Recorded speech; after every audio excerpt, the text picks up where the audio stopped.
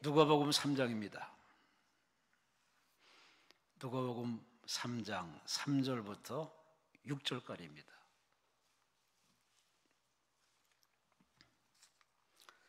신길자 권사님, 은혜와 감사와 영광을 주님께 올려드립니다. 김희선 집사님, 주님 기도할 수 있음에 그저 감사합니다. 조보나 본화 청년, 늘 함께 하시니 감사합니다. 예물 드렸습니다. 누가복음 3장 3절부터 6절까지 우리 함께 말씀을 합독하십니다.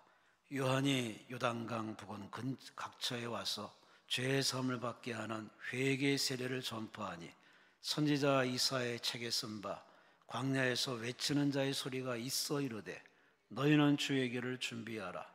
그의 오실 길을 곧게 하라. 모든 골짜기가 메워지고 모든 산과 작은 산이 낮아지고 굽은 곳이 곧아지고 험한 길이 평탄하여질 것이요 모든 육체가 하나님의 구원하심을 보리라 함과 같으니라. 아멘. 기도드리겠습니다. 하나님 고맙습니다. 감사합니다. 점점 무더위도 물러가고 가까이의 아버지 가을이 다가오고 있음을 피부로 느낍니다. 그럼에도 여전히 무더위와 열대야 속에서 힘들어 인생들 얼마 남지 않은 이 여름을 잘 지내게 하시고 다가오는 가을에 그동안에 애쓰고 수고 기도한 바가 헛되지 않도록 입술의 열매, 우리 생활의 열매, 풍성에 맺는 행복한 가을을 맞이하게 하여 주옵소서. 어차피 가야 할 곳이 이 땅이 아니라 이 지구촌이 아니라 저 새하늘과 새 땅 하나님이 만드신 천국에 가는 것이 우리의 진정한 목적지임을 믿고 여지껏 달려왔사오니 한눈 팔지 말게 하시고 이 땅에 마음 뺏기지 말게 하시고 그저 사람들을 경쟁해 우리 인생이 망가지지 말게 하시고 하나님을 기쁘시게 하며 하나님을 영화롭게 하며 나 같은 인생을 구원하신 하나님 은혜 효도하여서 보답하여서 가족을 구원시키며 친척을 구원시키며 직장을 복음화시키며 내 나라 내 민족을 위해서 기도하는 진실로 받은 애 보답하는 기도로 전도로 사랑으로 완주하게 하여 주시옵소서.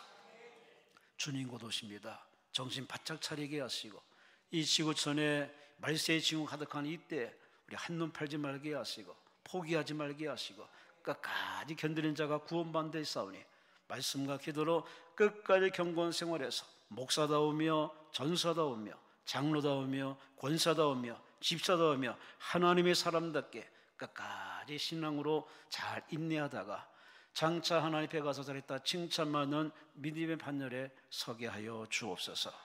오늘도 읽은 이 말씀을 통해서 위로받기 원합니다.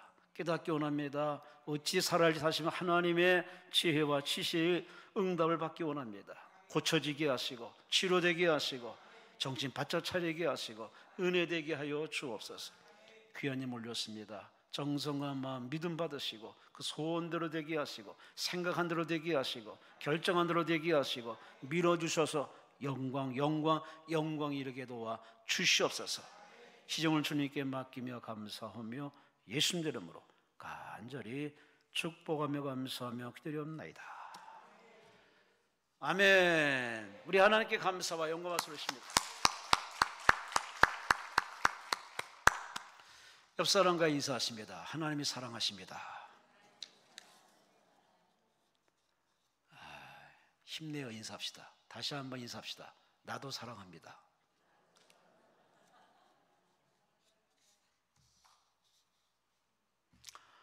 본문 말씀을 가지고 따라합시다. 변해야 산다. 뭘 해야 산다고요?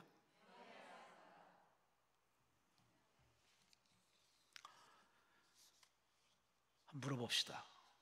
대한민국이 어떻게 보이시나요? 아니, 이 세상이 어떻게 보이십니까? 아니, 여러분의 가족과 지인들, 옆에 사람이 어떻게 보이시나요?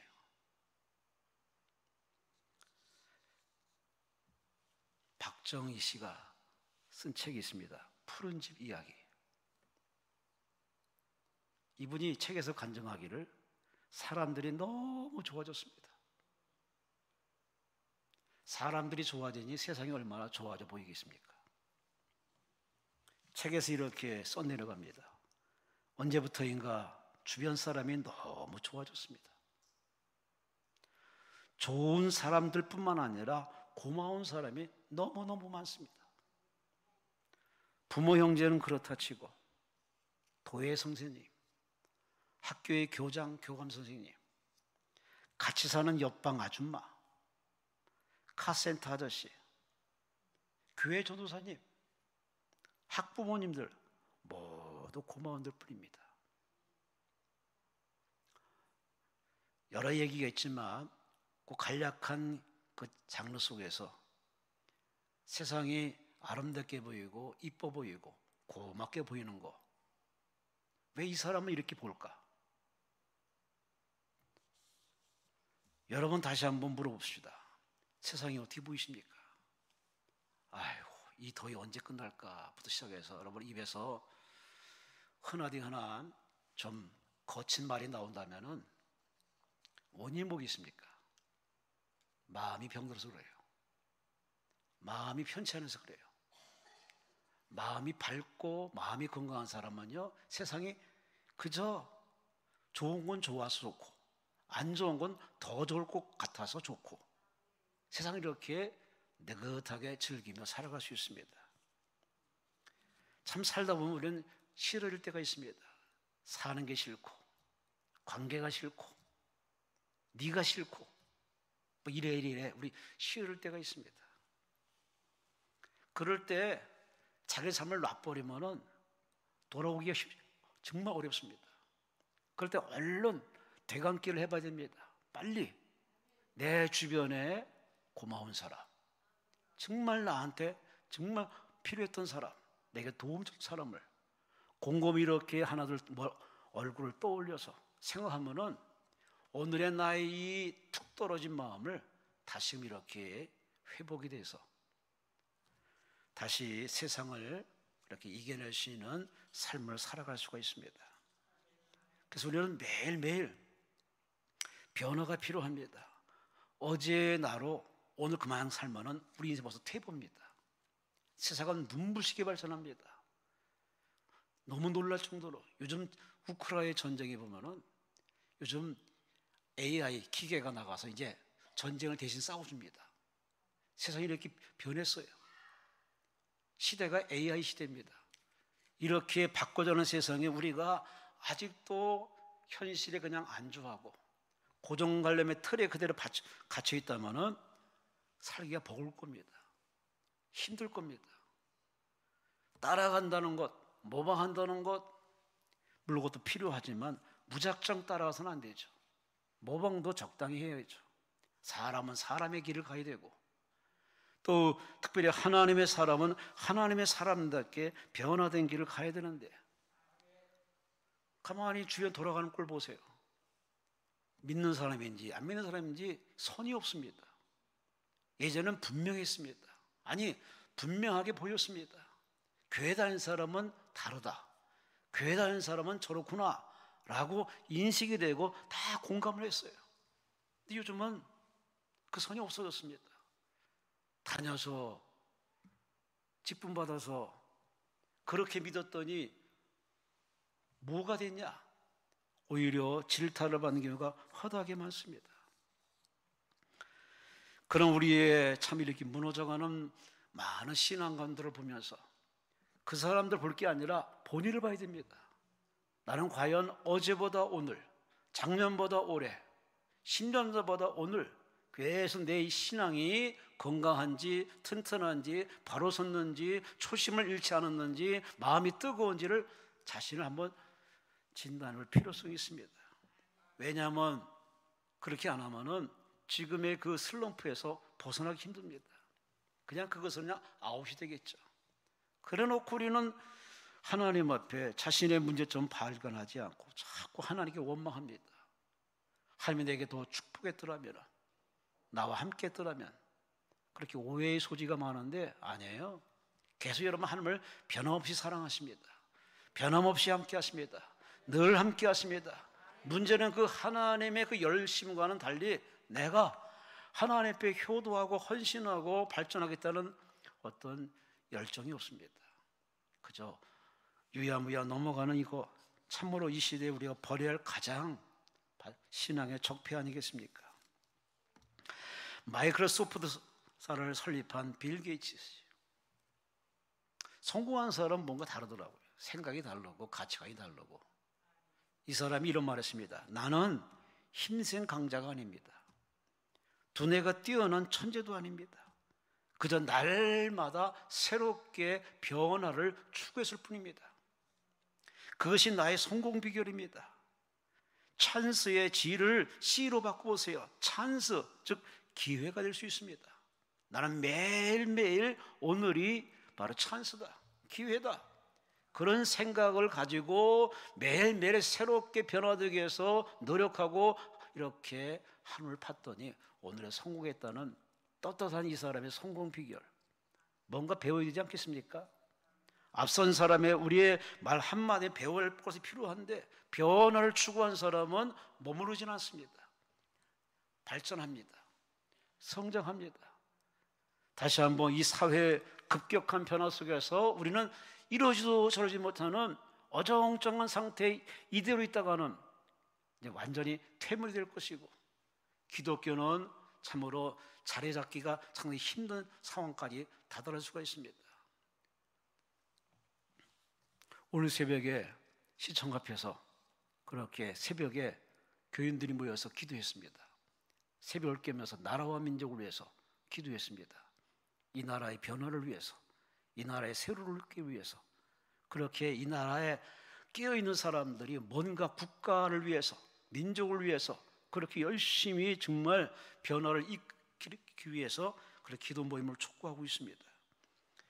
이렇게 뭔가 이렇게 나라의 이 코로나 때문에 많이 빠져나간 그 많은 영혼들을 다시금 제자리에 돌릴 수 있기 위해서는 교회마다 지금 열심히 노력하고 목사님마다 열심히 강단에 엎드려 기도하고 있습니다.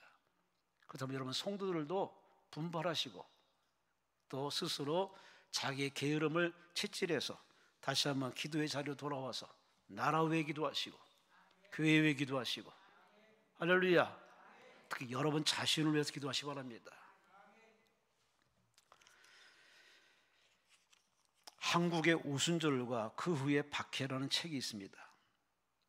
윌리엄 블레어 씨가 쓴 책인데 1907년 저 이북에 있는 평양에 바로 대부흥운동을 소개하는 서양 눈으로 바라보는 바로 대한민국의 복음화 부흥을 이렇게 소개합니다.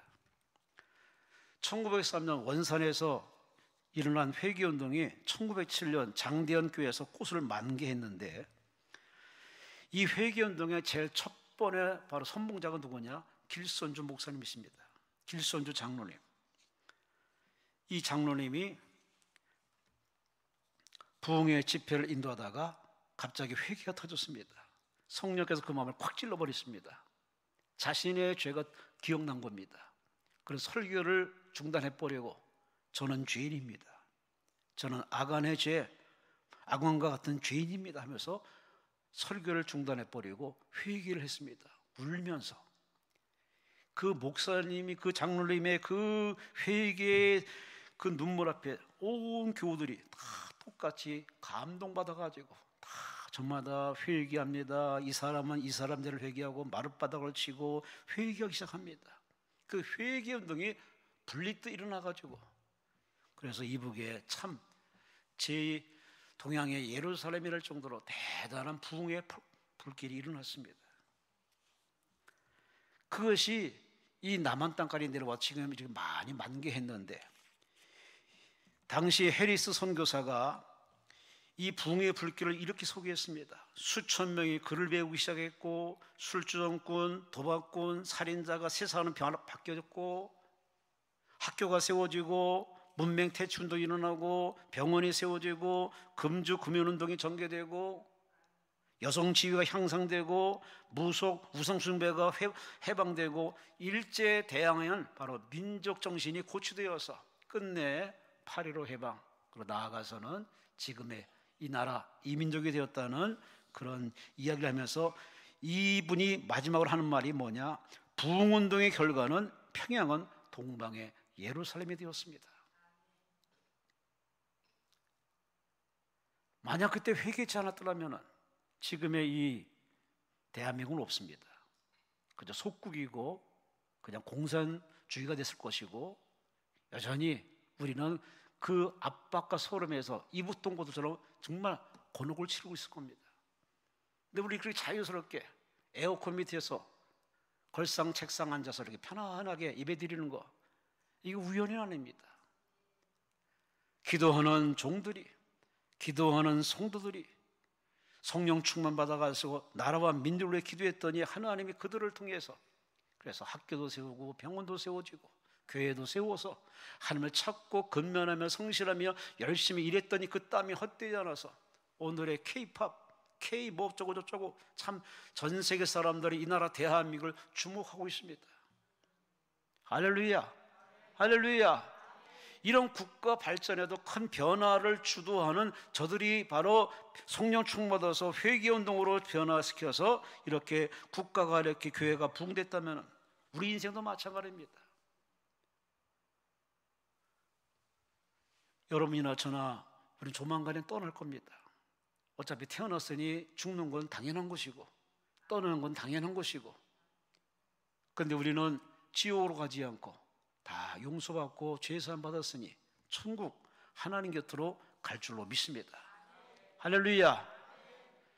이 천국 가는 믿음으로 사는 신앙인들이 좀 리더가 되어서, 가이드가 되어서 가정에서도 본보기가 되고 일터에서도 본보기가 되고, 정말 다른 사람 못 믿어도 너는 믿겠다, 교회 다니는 너는 믿겠다고 할 수 있는 그 신앙의 모습이 회복되어야 할 줄로 믿습니다.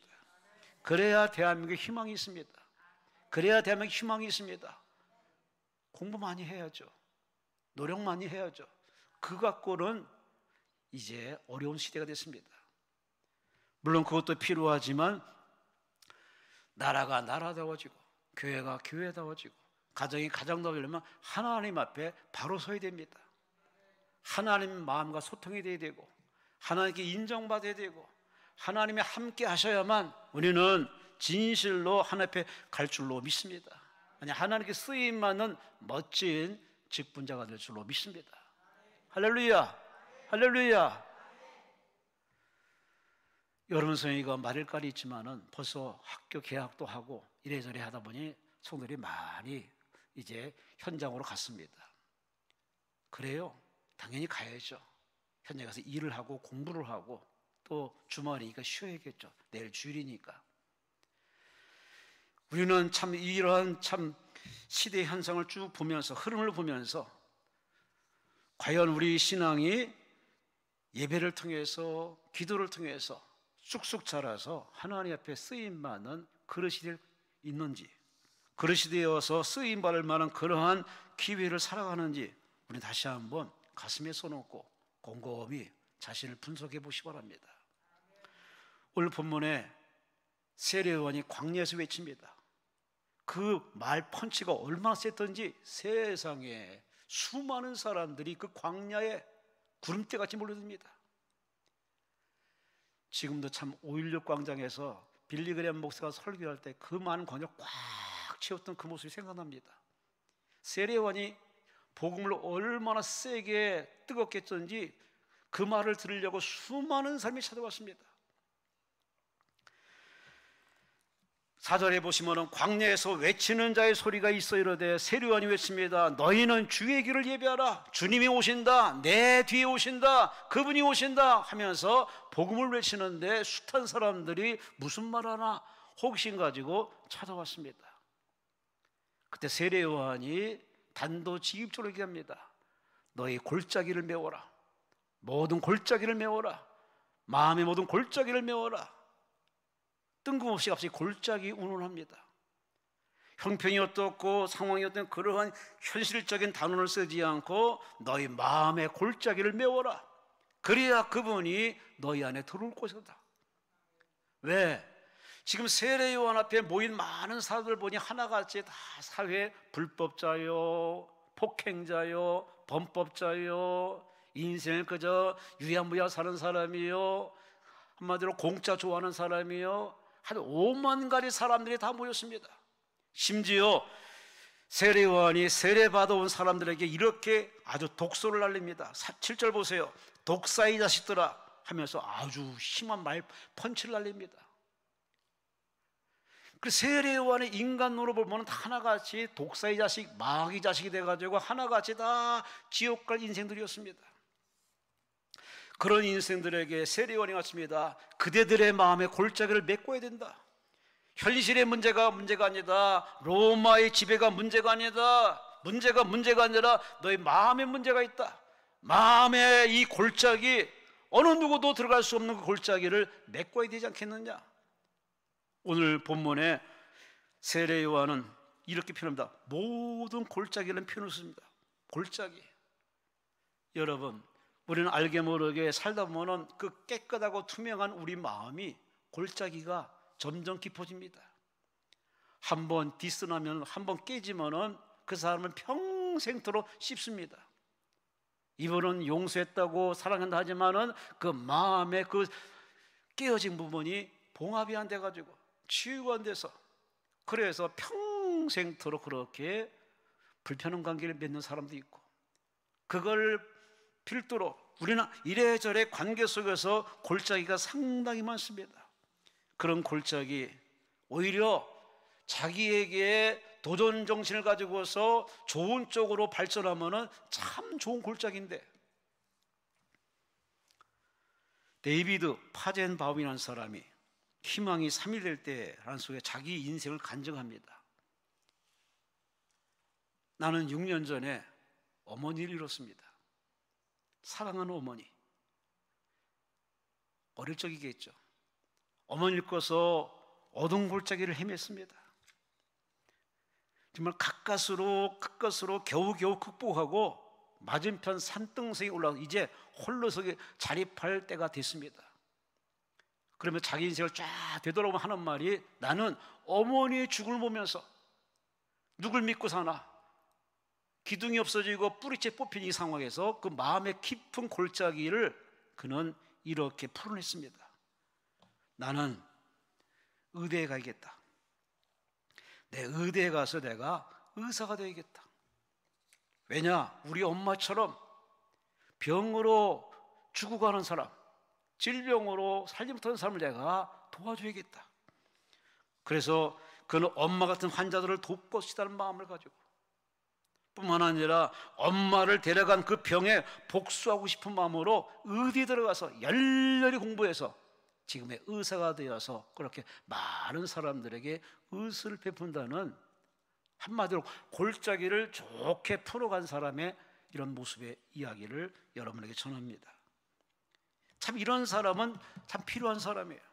근데 대부분은 이렇게 좋은 쪽으로 풀어서 해석할 생각 안 하고 원망으로, 불평으로 담을 쌓고 평생처럼 왼수처럼 아예 담 쌓고 사는 사람이 거의 대다수입니다. 그런 마음을 가지고서 밥을 먹으니 소화가 되나? 그런 마음을 가지고 여행 다니니 여행에 재미가 있나? 그런 마음 가지고 사니, 대한민국에 사니 늘 불평투성이죠. 그런 거 보면은 문제는 앞에 있는 사건과 문제가 아니라 마음의 병입니다. 마음의 병. 그래서 우리 마음에 이러한 병든 부분, 이 골짜기 같은 마음을 여러분이 그냥 방치하지 마시고, 오늘 세례 요한이 성령 충만해서 말합니다. 그들의 마음 골짜기를 메꾸시오, 채우시오. 주님이 그 안에 들어오시려면 마음의 골짜기를 메꿔줘야 그분이 들어오지 않겠느냐고. 마음의 골짜기 있으면 예수님이 와도 랍비로밖에 안 보입니다. 유대인으로, 나사렛 땅의 목수의 아들로, 근데 하나 그저 청년으로 보지, 그 예수를 메시아로 보이질 않습니다. 오늘 이 시간에 우리는 이 세례 요한의 말을 귀담아 들어서 내 마음의 골짜기 메꿔야 할 부분이 뭔지, 오늘 본문에 세례 요한의 입술을 세워 세 가지로 함께 생각해 보겠습니다. 한마디로 이 골짜기를 꽉 채워서, 메워서, 골짜기가 메워져 마음이 새로워져야 인생을 살 수 있다는 오늘 본문의 세례 요한의 이야기를 통해서 세 가지를 함께 살펴보겠습니다. 첫째, 오늘 본문 5절에 말합니다. 모든 산과 작은 산이 낮아져야 된다. 따라합시다. 낮아져라. 아멘. 아멘. 교만한 마음을 이렇게 지적하는 겁니다. 세례요한론에 보니까 하나같이 다 유대인들이 다 교만 덩어리입니다. 알아서 교만, 몰라서 교만, 이래저래 교만의 산들이 다 치솟고 있다 보니까는 주께서 오셔도 그분을 영접할 마음이 하나도 없습니다.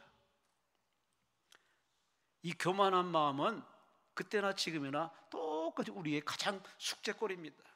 내가 아니면 안 된다는 자기중심의 생각, 다른 사람이 하면 다 잘못된 일이고 무리하다는 식으로 다른 사람 말을 아주 우습게 여기고 나만이 할 수 있다는 이런 자만심이 바로 그때나 지금이나 하나님 일에, 바로 예수님을 만나는 일에, 은혜 받는 일에 가장 큰 바로 문제이고 또 우리가 처리할 문제이기도 합니다. 왜 세례요한이 이 말을 했냐? 당시 가장 주도 세력은 바리새인입니다. 바리새인.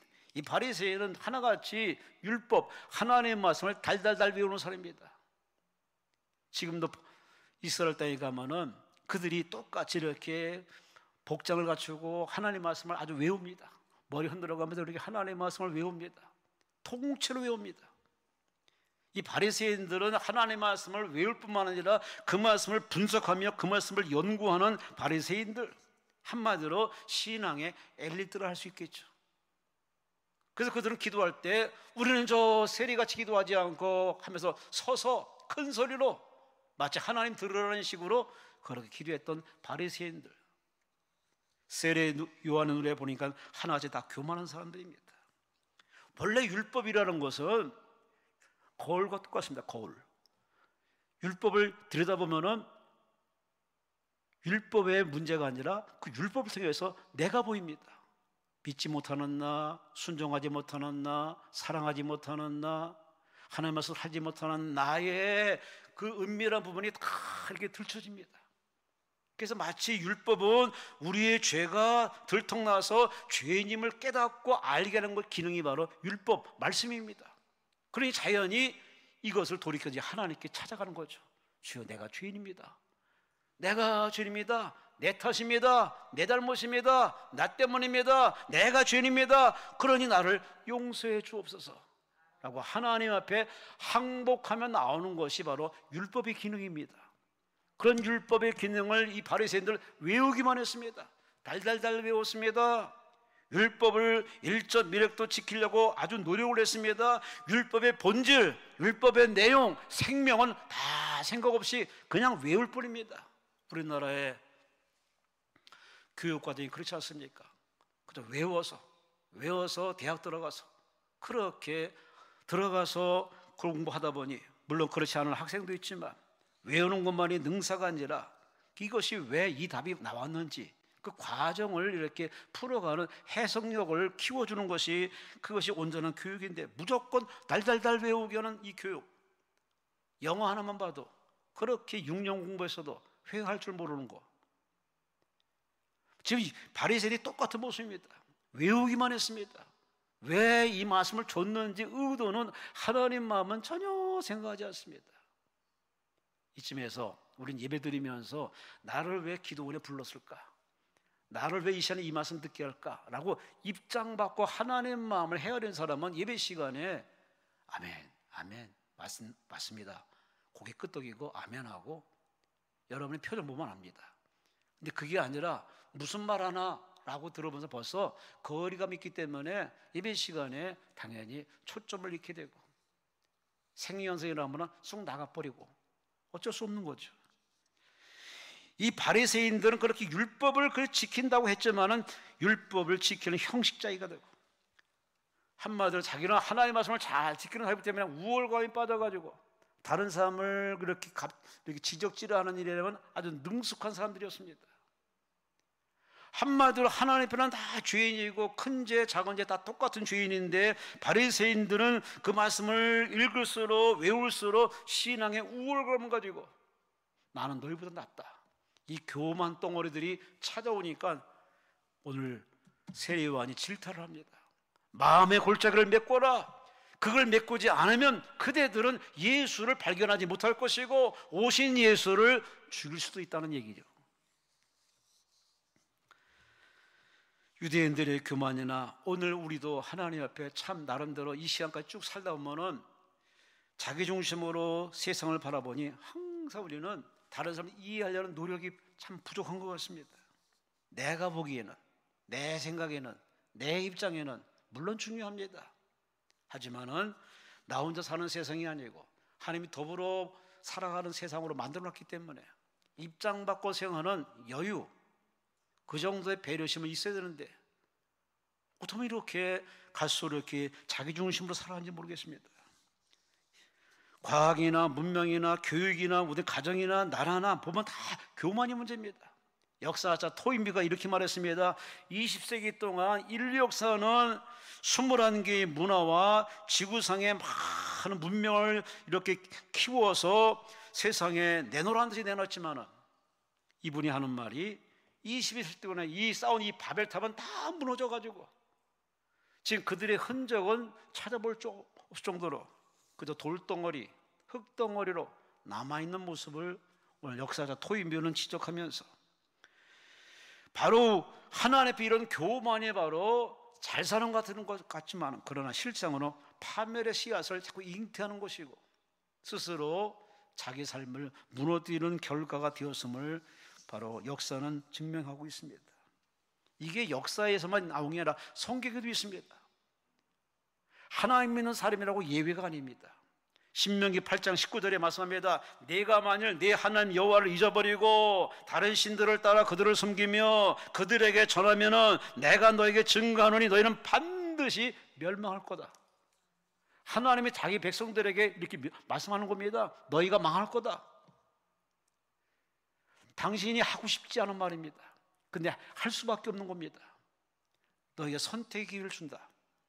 나를 믿고 내 말을 잘 따라서 나를 위해서 겸손히 살아가면은 내가 너희 편이 될 것이고 너와 함께 할 것이고 너희는 부흥할 것이다. 그러나 나를 저버리고 교만해가지고 나를 밀어내면은 너희는 반드시 망할 거다. 실제 성경에 보면은 이스라엘 유대 역사는 다 망한 역사입니다. 계속 망합니다. 흥했다가 망하고 흥했다가 망하고 잘 살았다 망하고. 우리는 하나님의 안에서 벗어날 수 없는 인생을 깨달아서 혹시 내 하나님 앞에 뽑아야 할 교만, 자만심, 거만 덩어리, 나만의 독선 이런 하나님의 바벨탑이 혹시 내 안에 있다면 뽑아내세요. 깨부수세요. 그래야만 여러분은 주님과의 소통이 이룰 것이고 주님과 소통한 사람이 100세를 살 것이고 총갈 것이고 멸류관 올 것이고 할렐루야 할렐루야. 산은 바로 교만을 얘기합니다. 인간의 교만을 얘기합니다. 높은 산, 작은 산, 높은 교만, 작은 교만 얼마나 많습니까? 근데 본인을 잘 몰라요. 그래서 하나님이 가끔 우리에게 기도 제목을 주어서 이렇게 하나님이 끌어오십니다. 그래서 이 문제 전문가도 기도하다 보면은 하나님은 우리의 본 모습을 보여주십니다. 네가 내 앞에 이렇게 교만했구나, 자만했구나, 나 없이 살겠다가 네가 몸부림쳤구나 하는 우리의 교만한 모습을 보여주십니다. 그래서 우리는 이 교만 문제가 깨어지고 회개를 해서 용서받으면 여러분의 수평적인 문제는 다 풀리고 열리고 잘 됩니다. 할렐루야. 영혼이 잘 되어야 범사가 잘 되는 축복 누리시기를 주의 이름으로 축원합니다. 첫째는 교만한 산을 메꿔라. 두 번째 5절에 말씀합니다. 굽은 것이 고다져야 된다. 굽은 것. 시골에서 농촌에서 일하시는 분들, 또 시장에서 일하시는 우리 할머니들 가만히 보면은 허리가 굽으신 분이 계십니다. 원래부터 그러지 않았는데 너무 농사 열심히 하고 너무 집안살이 하다 보니까 굽은 채 자리 자세를 이렇게 돌아보지 않고 열심히 하다 보니까 허리가 굽어져가지고 평소에 허리 못 펴고 그냥 기역자로 사는 사람들도 종종 봅니다. 자세만 잘 잡았더라도 그 정도까지 되지 않은데 자세는 생각하지 않고 그냥 열심히 산다는 이유 하나만으로 살았더니 몸이 망가졌습니다. 오늘의 유대인들도 마찬가지입니다. 여기 보면은 많은 사람이 옵니다. 세리도 찾아오고 지도자도 찾아오고 또 부하들도 찾아오고 다양한 사람이 다 찾아왔는데 오늘 세례 요한을 통해서 이렇게 말씀합니다. 그들의 굽은 것을 곧게 펴야 된다. 굽은 것이 뭘까요? 바로 다른 사람 아닌 세리를 지칭하면 세리.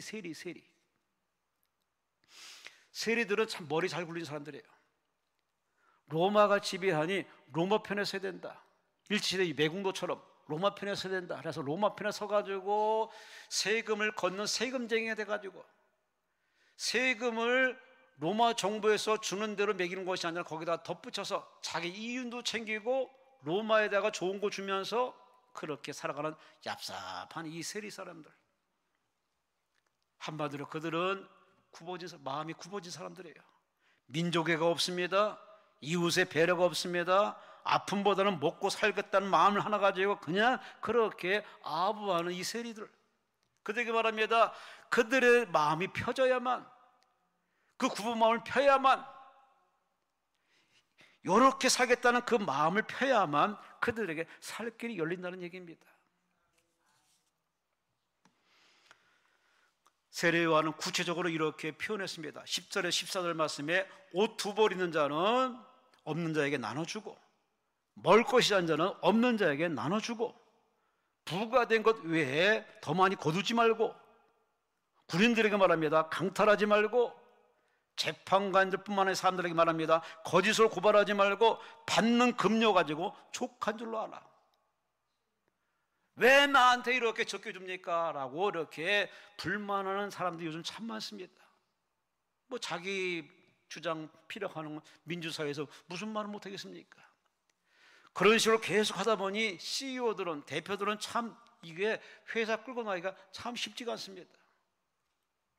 다 저마다의 사정이 있겠지만, 그 흐름을 타야겠지만, 자기 말도 이 말이 나가서 사회에 도움이 안 되고 모든 사람에게 민폐가 되면 안 하는 게 참 그게 미덕이고 그게 정상인데, 우린 터진 개입이라고 그냥 말합니다.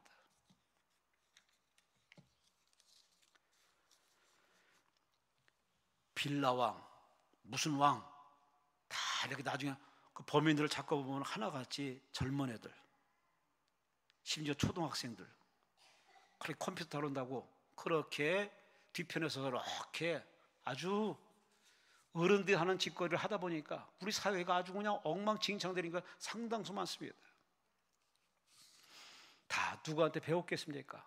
어른들이 그 모양으로 사니 애들이 다 닮아갈 수밖에 없어요. 그렇다고 이제 와서 뭐 어떻게 하겠습니까?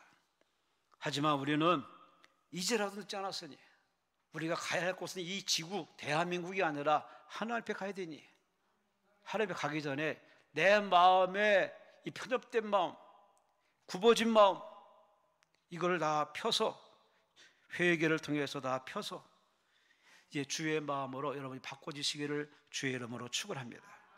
주의 이름으로 축원합니다. 한 어머니가 아기를 낳았는데 자폐합니다.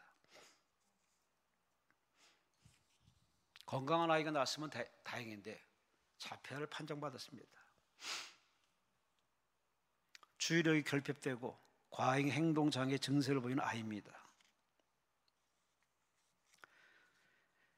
3살 가서의 그것이 판명난 겁니다. 진행이 12개월밖에 안 돼요. 3년이 지났는데도. 누가 봐도 자폐아로 보이는 겁니다. 대부분 선입견으로서 사람들이 어떻게 키우나, 쟤는 이제 끝났네 라고 사람들이 보는 그 따가운 시선을 보면서 이 엄마는 생각을 바꿨습니다.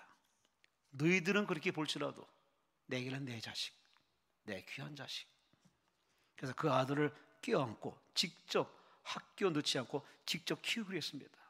기도하면서 눈물로 아이를 껴안고 가르치기 시작했습니다. 기도하며 가르치기 시작합니다. 하나님 이렇게 보시면서 대견스럽게 생각하지 않았겠습니까? 이렇게 가르치다 보니까 애가 머리가 좋아. 뭐가 좋다고요? 수학에 아주 타고난 은사가 있어요. 얘가 다른 데는 부족하지만 이 분야에 하나님 주신 선물이 있네. 그래서 그 아이를 끌어안고 그쪽으로 키워야겠구나. 그래서 전문가에게 도움을 청했습니다. 얘가 지금 자폐아 판정받았지만은 제가 가르치고 보니까 얘가 산수, 수학에 상 뛰어난 것 같습니다. 전문가가 이렇게 조사를 해봤더니 수지에 달할, 영지에 달할 정도로 대단한 머리가 뛰어납니다. 그래서 그쪽 분야로 그렇게 키워내가지고 전문가의 도움 받아가지고 하나님께 기도하면서 키워서 정상인도 가기 어려운 과학고에 10대 1의 경쟁률을 뚫고 당당히 이 아이가 합격을 합니다. 누가 봐도 자폐예요. 누가 봐도 전능합니다. 그런데 그 엄마 포기하지 않고 기도하면서 하나님께 매달려 기도하면서 키웠더니 그 굽어진 모든 가치관들, 그 모든 시선들을 다 모든 사람들이 우리 판단이 잘못됐구나.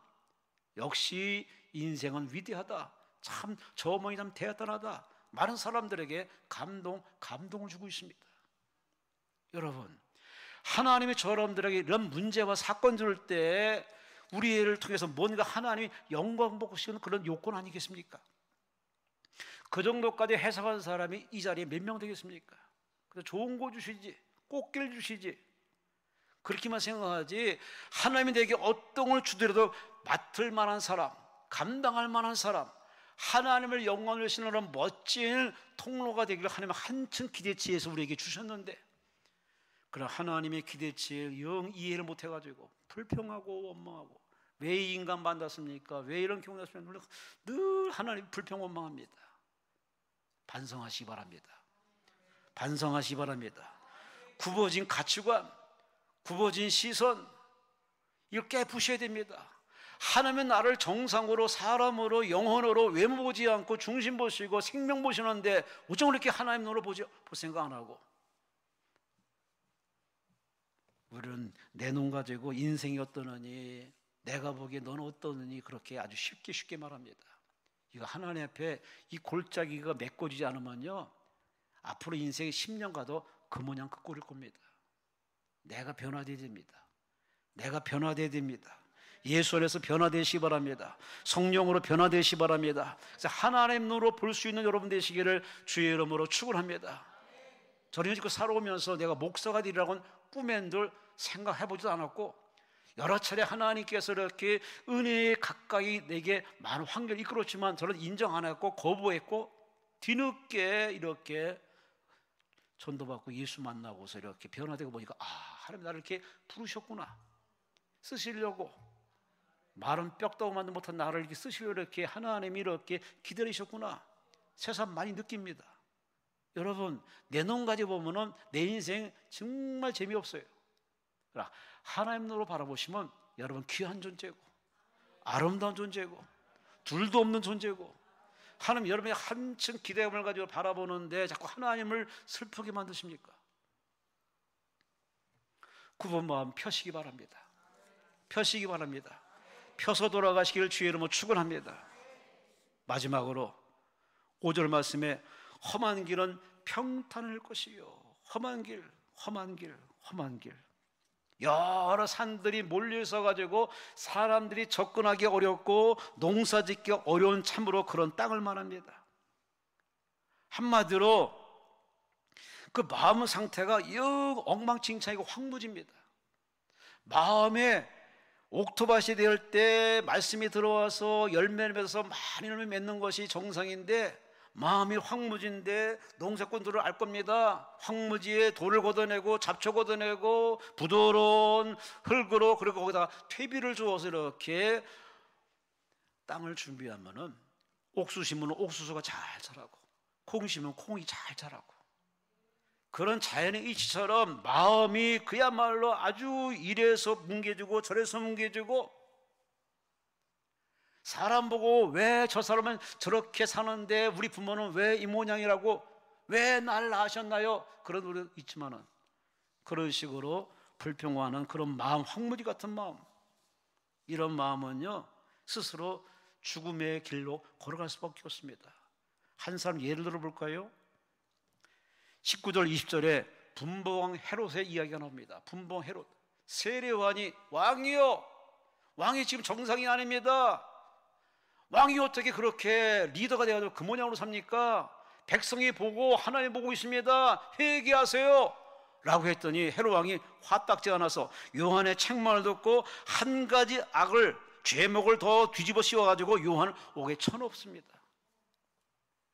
이게 대부분의 사람들의 하는 행동이 다 이 모양입니다. 여러분 주변에는 여러분에게 조언을 하고 축원을 하고 직언을 하는 사람도 있습니다. 왜? 여러분을 사랑하기 때문에.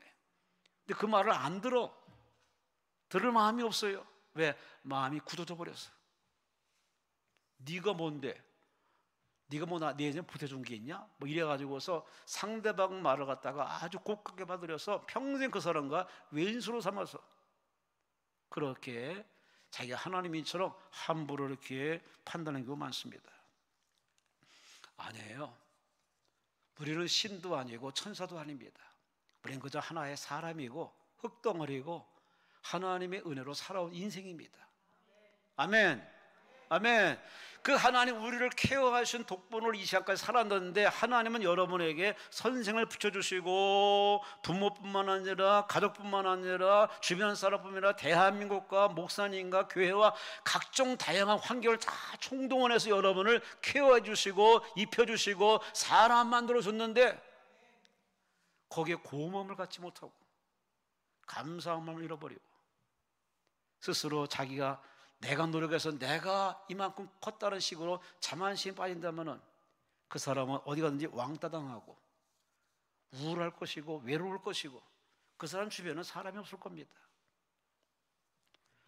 중국 내몽고의 자치주 마우수 사막에 황사의 진원지입니다. 거기서 황사가 계속 이놈이 좀 날라오는데 모래 언덕이 자꾸 움직이죠. 바람에 의해서. 이 사막에 1400만 평의 숲을 갖고 온 여자가 등장합니다. 이름은 인위전. 1985년 19살에 시집을 왔어요. 시집 오고 보니까 황무지네? 집도 없어. 딱 집이 한 채인데 허름한 집. 풀도 없고. 그래서 이거 어떻게 사나? 도망가려 했더니 그 남편이 여보 가지마. 자기 없으면 나 못 살아. 그 우는 바람에 할 수 없이 불쌍해가지고 이거 어떻게 할까? 이 사막에서 어떻게 하려나? 그래서 역시 지혜로운 여자는 다릅니다. 양 한 마리를 팔아서 나무 600그루를 사가지고 나무를 심었답니다. 근데 절반만 살고 절반은 다 죽었답니다. 그래서 매년 하여튼 열심히 노력을 해가지고서 매년 나무를 심기 시작했습니다. 나무를 심고서 24년의 세월이 흘렀습니다. 지금은 여의도의 10배가 넘는 어마무시한 땅을 숲으로 바꿔놨습니다. 이제 물도 나오고 우물도 생기고 양떼들이 다 뛰는 그야말로 파라다이스의 아주 멋있는 푸른 초원이 되었습니다. 신세 한탄하고 남편 탓하고 하면은 끝나는 거지 뭐. 가정 깨지는 거고 다시 리턴 돌아가야겠죠. 우리 인생이 다 그렇습니다. 원망하고 불평하면 끝도 한도 없습니다. 차라리 그렇게 소모하는 인생 살기보다는 차라리 좀 생각 좀 해보세요. 하나님이 다 저 먹을 복 가지고 태어나게 만드셨는데 내가 이곳에 어떻게 할 것인가 라고 기도하면서 여쭤보고 물어보면 하나님은 내가 잘 아는 장점이 있습니다. 왜 아멘 안 하세요? 없어요? 없으십니까? 다 저마다 한두 개 장점은 있습니다. 아 있어요. 아멘 어지간히 안 하시네. 이때니까요. 그 덕에 여러분 먹고 마시고 살아온 거예요. 그 장점을 다 전마다 먹을 복을 하나님 주셨기 때문에 그 장점이 뭔지를 기도하면서 공부하면서 살면 깨닫게 돼요. 아 내가 이 분야는 즐겁네. 잘할 수 있네. 자기 은사가 발견됩니다. 그 은사 가지고 기도하면 돼요. 하나님 내가 이거 잘하는 부분이 있는데 그림을 잘 그립니다. 잘 듣습니다. 말을 잘합니다. 운동을 잘하네요. 잘 참습니다. 저마다 거기에 맞는 직업이 생기고 그 분야에 영역이 생기고 그 사람은 성공하는 인생의 길로 갈 수 있겠죠. 요 강 건너, 강이 아니지, 바다 건너 일본에 이번에 고시엔, 일본의 유명한 고교 야구가 있습니다. 고시엔 야구에 교토국제고등학교, 제일교포들이 세워진 그런 고등학교, 일본 사람들이 많이 시달림 받는 교포고등학교, 교토국제고에 이번 고시엔 고교 야구가 1999년 생긴 이래로 첫 번째로 고시엔 우승을 했답니다. 난리가 났습니다.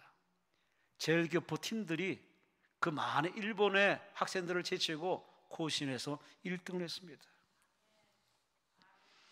거기 그 교장 백승환 교장이 이렇게 말했습니다.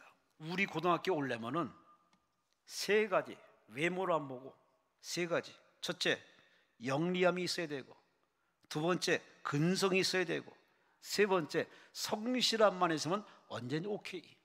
실력이 떨어져도 그 사람의 영리함과 근성과 성실함이 있으면은 키워가지고서 그렇게 야구선수로 만들고 시대에 맞는 사람으로 만들어간다는 이야기를 이렇게 신문에서 들으면서, 여러분, 한 사람의 리더가 바른 생각 가지면요 가정이 삽니다.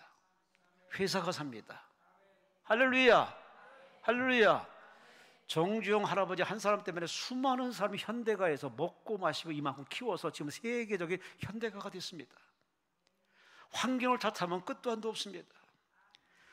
이 마음이 여러 가지 가시밭길과 어떤 돌짝밭과 그런 길가밭이 되면은 아무래도 그 사람에게는 말씀이 들어가도 열매낼 수 없는 것이 예수님의 가르침이듯, 우리 마음이 황무지면은 그 사람에게는 끝났다, 이제 무슨 뭐 기대하겠느냐 하고서 하나님 매달리지도 않습니다. 그러나 여러분 생각을 바꾸세요. 여러분이 원해서 태어난 인생이 아닙니다. 저도 내가 원해 태어난 인생이 아니에요. 태어나 보니 대한민국이네. 태어나면 그 아버지 그 어머니야. 아버지 얼굴, 어머니 얼굴 그대로 빼박았어요. 참 청소년 때 자라면서 참 불평을 많이 했습니다. 그 많고 많았는데 왜 우리 부모님을 통해서 이렇게 났을까? 얼굴도 그렇고 코도 그렇고 뭐도 그렇고 아주 불평이 상당히 많았습니다.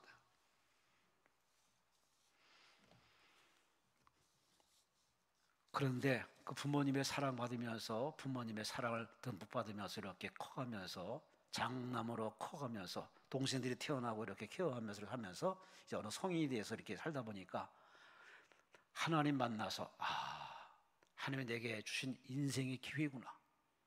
부모에게 효도하고 동생들에게 본이 되고 국가에 정말 유익이 되고 하나님께 쓰임 많은 인생을 주셨구나. 뭐 이런 생각을 깨닫고 보니까 요즘은 그저 하루하루가 감사하고, 이건 저만의 느낌이 아니라 여러분도 그렇게 사시기 바랍니다. 그렇게 사세요. 할렐루야. 여러분이 원해서 태어나지 않은 인생은 하나님 원해서 여러분을 만들어 놨기 때문에 하나님이 책임지지 않겠습니까? 그 하나님의 백을 믿으시고 하나님을 하나님께 던져버리시고 여러분이 할 일을 하나님 앞에 교만한 마음, 거만한 마음, 방만한 마음, 고집불통 다 내려놓으시고 그래서 있는 그대로 주여 저는 부족하지만 주님 의지합니다. 주님 사랑합니다. 주님밖에 없습니다. 그 마음을 가지고 하나님과 두런두런 얘기 나누시고 하나님 여러분 마음속에 이렇게 양심을 통해서 마음을 통해서 샬롬으로 역사하면은 이것이 하나님의 뜻이다 생각하고 그대로 순종하세요. 그럼 여러분이 땀 흘리는 그 자리가 복이 될 것이고 이러는 그 자리가 하나님께 영광이 될 줄로 믿습니다. 결론적으로 말합니다. 8절에 보세요. 회개에 합당한 열매를 맺어라.